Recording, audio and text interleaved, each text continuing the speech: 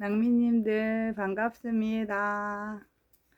제가 손으로 써야 되는데 지금 손이 좀 안 좋아요. 그래서 유튜브 찍을게요. 그냥 유튜브로 찍겠습니다. 원이고요. 기버트입니다. 저희가 나눠야 될 부분이 영향력 부분이에요. 그래서 지금 기버 1에서 영향력 부분은 94페이지 8 영향력의 법칙, 그리고 기버 2에서 영향력에 대한 이야기는 페이지 111 거기 영향력의 법칙에서부터 시작하는데요. 사실 책이 굉장히 어려워서 삶을 뒤흔드는 얘기가 너무 많다 보니까 이게 읽기도 어려운데 이해하는 건 더 어렵고, 심지어 이걸 통해서 자기 자신을 읽는 거는 더 어렵죠. 그래서 굉장히 고생들 하셨을 것 같아요. 그렇지만 살면서 이 부분을 안 건드리고 이렇게 지나갈 수는 없을 것 같아요. 그래서 사실은 저는 이 책을 읽기 전에 Give and Take라는 책을 읽었었어요. 그래서 그 책에서는 조금 다르게 얘기를 해서 책마다 좀 주장하는 건 다른 것 같아요. 그래서 어떤 책이 옳다 이렇다기보다는 그 책을 통해서 나는 그걸 어떻게 생각하나, 또 이런 부분은 또 어떤 느낌을 가지나, 그러니까 저에 대한 생각을 끄집어내는 데 도구로 사용하면 좋을 것 같아요. 그래서 내 생각이 중요한 거예요. 책의 생각이 중요한 게 아니고. 그래서 나는 이럴 때 어떻게 반응을 할 것인가, 이건데 대충 이제 얘기를 해드리자면 기버 1에서 영향력의 법칙, 제가 줄근 뎁을 대충 읽어 볼게요.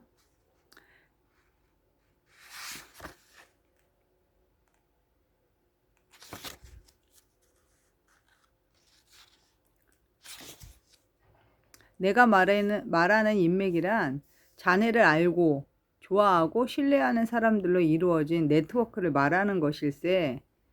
자네에게서 무언가를 사지는 않지만 항상 마음 깊은 곳에 자네를 품고 있는 사람들 말일세. 그들은 걸어다니는 개인 사절단이야. 이렇게 개인 사절단을 갖추게 되면 자네가 손 쓸 필요도 없이 여기저기서 의뢰가 들어올 걸세. 조는 항상 자신이 탄탄한 인맥을 갖추었다고 생각한다.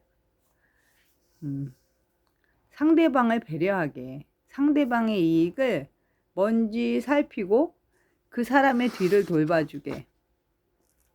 100%, 50대 50은 잊어버려. 100%를 주는 거야. 상대방이 이기도록 하는 게 바로 내가 이기는 길이지. 당신의 영향력은 타인의 이익을 얼마나 우선시하느냐에 따라 결정된다. 타인의 이익을 우선하면 자신의 이익 또한 존중받을 수 있기 때문이라네. 그것을 타인은 계몽적 실리주의라고 한다네. 영향력이 그것들을 만들어내는 거라네. 주는 거야. 바로 주는 거라네. 사람들을 매력적으로 보이도록 만드는 게 뭔지 생각해 봤나? 진정한 매력. 사람들을 끌어당기는 자석 같은 매력 말일세. 주는 사람은 다른 사람을 끌어당기지. 주는 사람은 다른 사람을 끌어당긴다. 네, 여기까지가 지금 기버 1에 대한 이야기였고요. 기버 2는 또 이렇게 말합니다. 진정한 영향력은 평판에서 시작된다. 영향력이란 다른 사람이 원하는 가치를 얻을 수 있도록 헌신적으로 베푸는 사람들이만이 발휘할 수 있는 능력이다. 평판이다.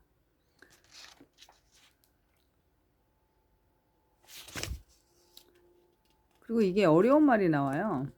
밧줄의 경우에도 마찬가지다. 당기기란 상대방이 원하는 걸 찾는 것이다. 반면에 밀기란 상대방에게서 원하는 것을 내가 찾는 것이다.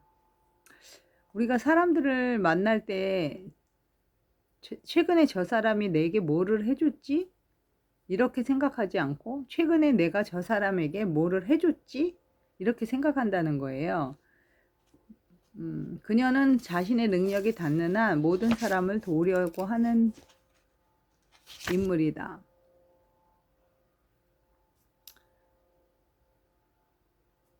모기지가 부담이 됐을 때 모기지 회사를 운영하고 있던 B에게 상담을 청한 사람에게 모기지 설정 비용을 무료로, 거래 수수료 0%로 이렇게 해주었다는 거예요.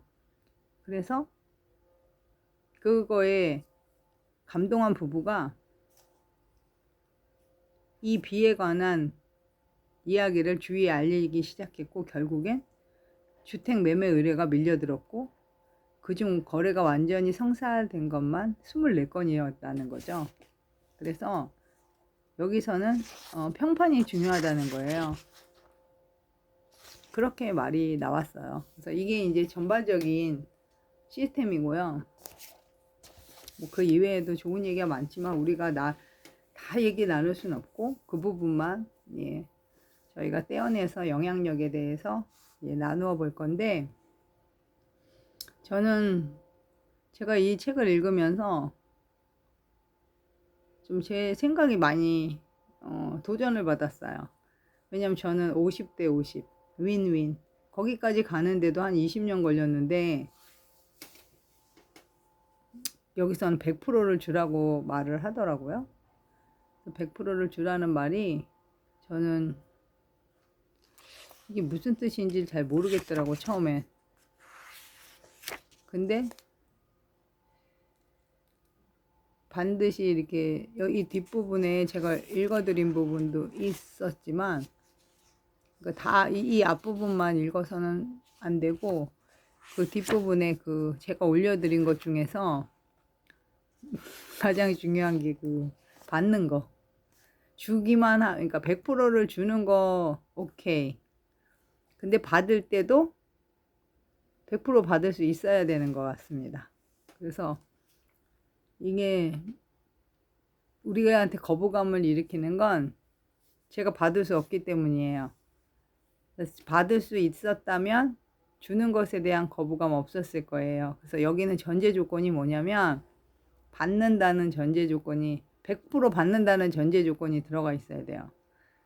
그러니까 받지를 못하는 상황에서 내가 준다는 것은 불가능합니다.